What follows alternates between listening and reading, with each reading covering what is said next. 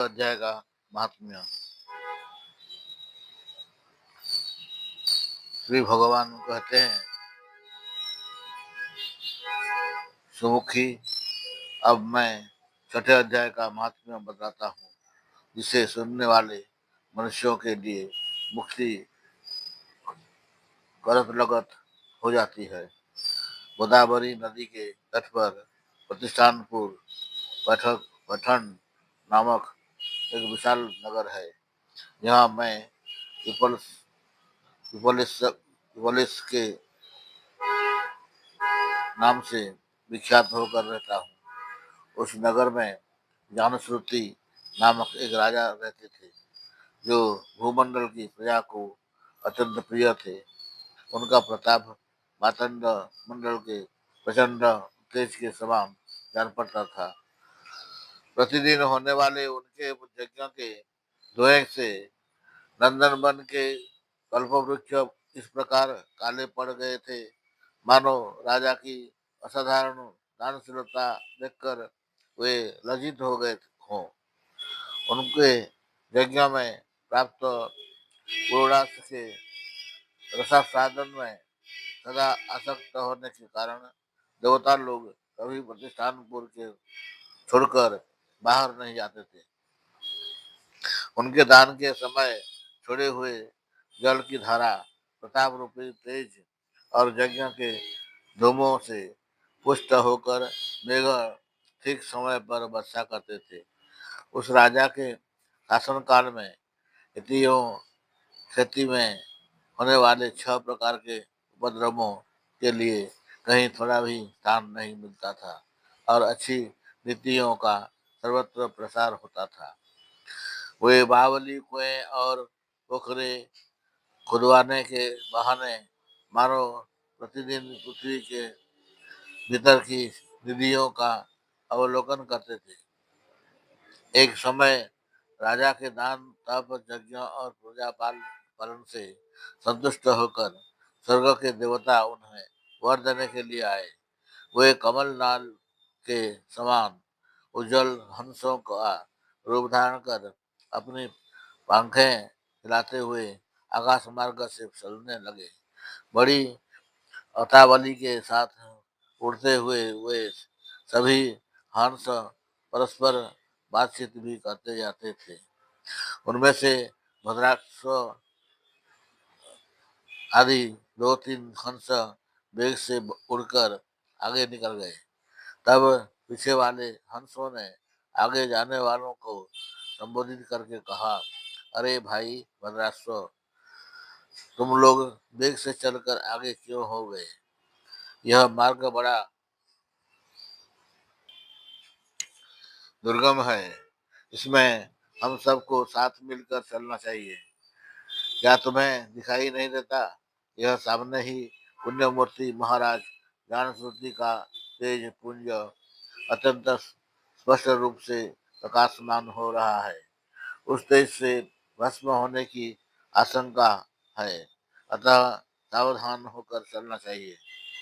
पीछे वाले हंसों के ये वचन सुनकर आगे वाले हंस हंस पड़े और उच्च स्वर से उनकी बातों की अवहेलना करते हुए बोले, अरे भाई, क्या इस राजा ज्ञानसूर्ति का तेज ब्रह्मवादी महात्मा रक्रु के तेज से भी अधिक तीव्र है?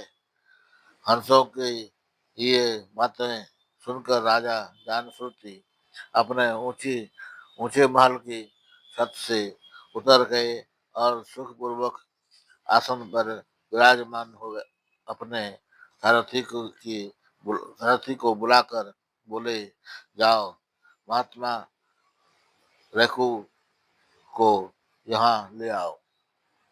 राजा का यह अमृत के समान वचन सुनकर वह नामक सारथी प्रसन्नता प्रकट करता हुआ नगर से बाहर निकला। सबसे पहले उसने मुक्तिदायिनी काशीपुरी की यात्रा की, जहाँ जगत के स्वामी भगवान विश्वनाथ मनुष्यों को उपदेश दिया करते हैं। उसके बाद वह गया क्षेत्र में पहुंचा, जहाँ प्रफुल्ल नेत्रों वाले भगवान गदाधर संपूर्ण लोगों का उद्धार करने के लिए निवास करते हैं। तदनंतर नाना तीर्थों में भ्रमण करता हुआ सारथी पापनाशिनी मथुरापुरी में गया। यह भगवान श्री कृष्ण का आदि स्थान है, जो परम महान एवं मोक्ष प्रदान करने वाला है।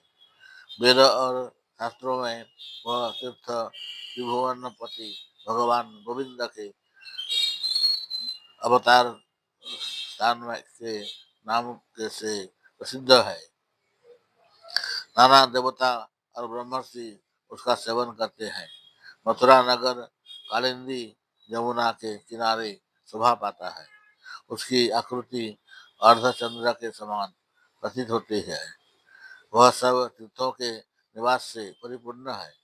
परम आनंद प्रदान करने के कारण सुंदर प्रतीत होता है। गोवर्धन पर्वत के होने से मथुरा मंडल की शोभा और भी बढ़ गई है। वह पवित्र वृक्षों और लताओं से आवृत है। उसमें 12 वन है। वह परम पुण्यमय तथा सबको विश्राम देने वाले श्रुतियों के सारभूत भगवान श्री कृष्ण की आधार भूमि है।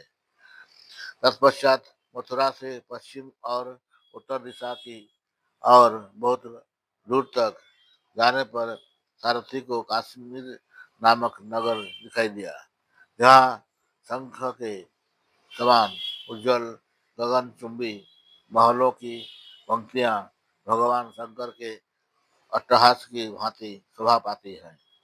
जहाँ ब्राह्मणों के शास्त्रीय आलाप सुनकर मूक मनुष्य भी सुंदर वाणी और पदों का उच्चारण करते हुए देवता के समान हो जाते हैं।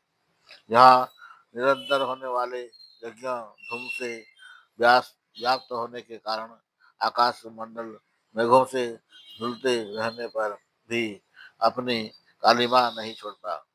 जहाँ उपाध्याय के पास आकर छात्र जन्मकालीन अभ्यास से ही संपूर्ण कलाएं स्वतः पढ़ लेते हैं, तथा जहाँ माणिकेश्वर नाम से प्रसिद्ध भगवान चंद्रशेखर देहधारियों को वरदान देने के लिए नित्य निवास करते हैं।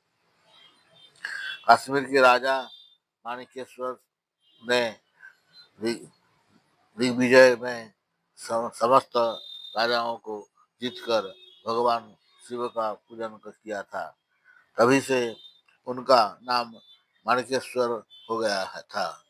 उन्हीं के मंदिर के दरवाजे पर महात्मा रेखु एक छोटी सी गाड़ी पर बैठे अपने अंगों को खुजलाते हुए वृक्ष की छाया का सेवन कर रहे थे। इसी अवस्था में सारथी ने उन्हें देखा।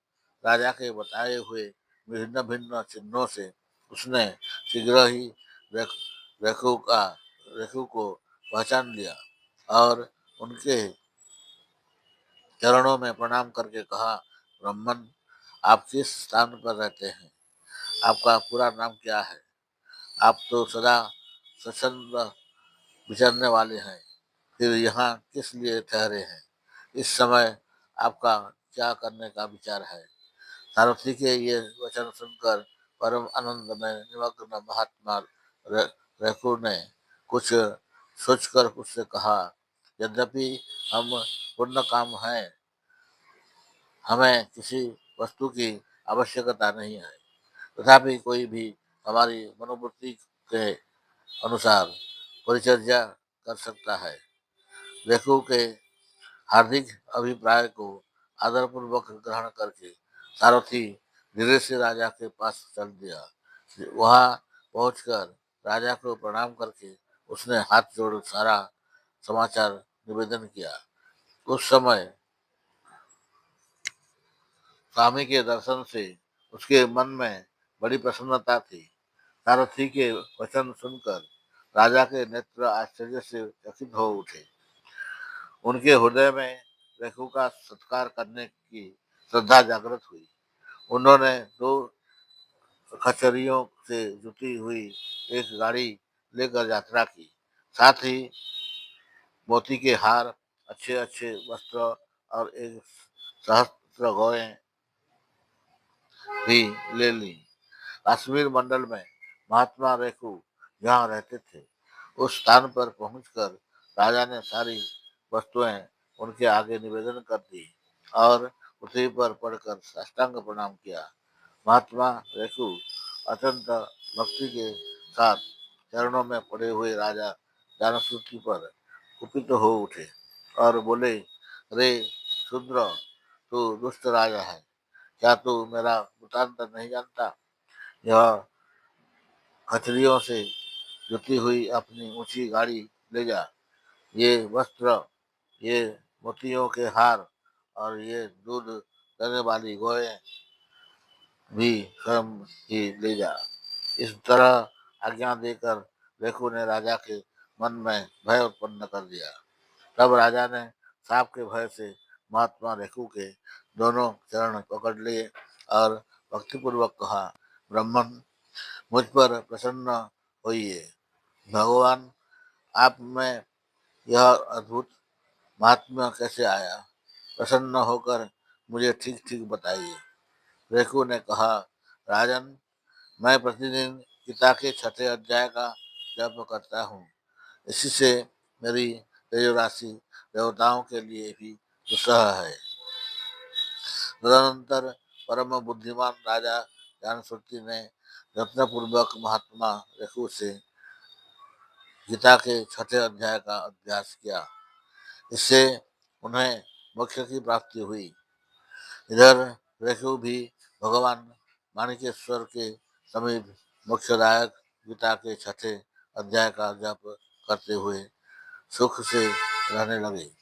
हंस का रूप धारण करके वरदान देने के लिए आए हुए देवता भी विस्मित होकर स्वेच्छानुसार चले गए।